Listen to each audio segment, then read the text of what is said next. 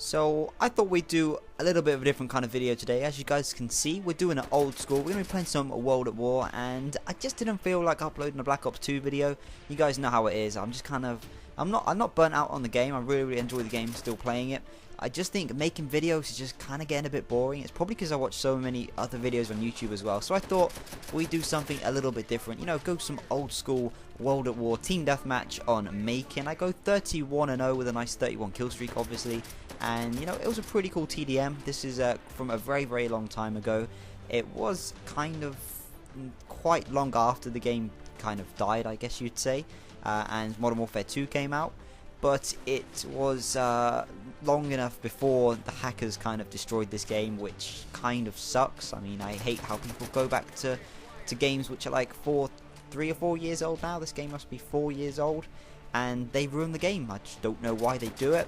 But I was just thinking to myself, what made this game so great? And I think every one of my subscribers who's played this game, in its peak, I'm not talking about in the last couple of years or so, just in its peak, can just tell you how good of a game this was. I mean, yes, there was some problems with hit detection, but you guys are going to see me on this game. I'm on a 2-bar this game, and obviously because there aren't too many people online on this game nowadays, it's hard to get a game, so you do get on like American hosts and stuff, which isn't always a bad thing, because it's you know, it's fun playing against different kind of people, but it does kind of mean I get on a 2-bar. But you guys can see it, I'm on a 2-bar this game. My shot is just wrecking them. You guys see that? I got a 2-piece and a biscuit.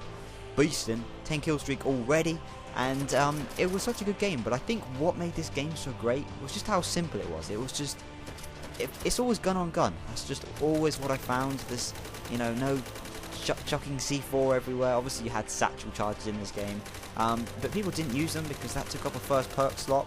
And I just think the game, in terms of Black Ops 2, is just getting so complicated. You got all these things like shock charges and bloody concussion EMPs and all these kind of things.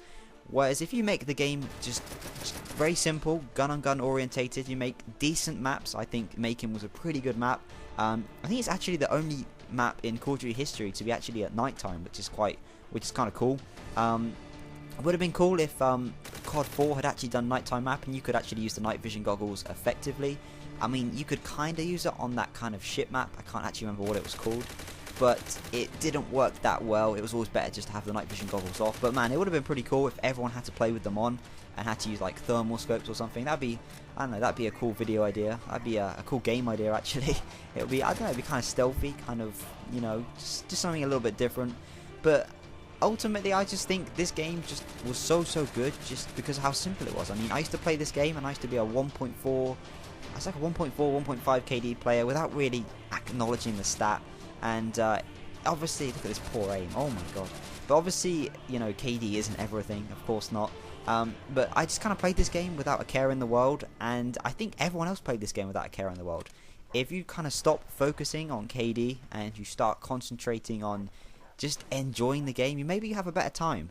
I think also what made this game great is that people, obviously they didn't care, so they were more willing to play the objective. And if you're playing the objective, you're playing against more honest players, and that's something which I like about League play. You guys got to admit that playing against people who actually kind of, you know where they're going to be, you know they're going to be around the objective, instead of just sat in a building somewhere with shock charges and bouncing bays, is not a fun thing to play against.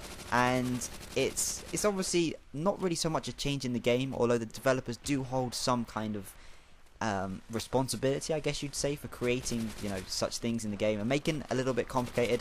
Saying that, I do enjoy the 10-pick system, but I guess it's the community. I guess it's always going to be the community which is growing, and everyone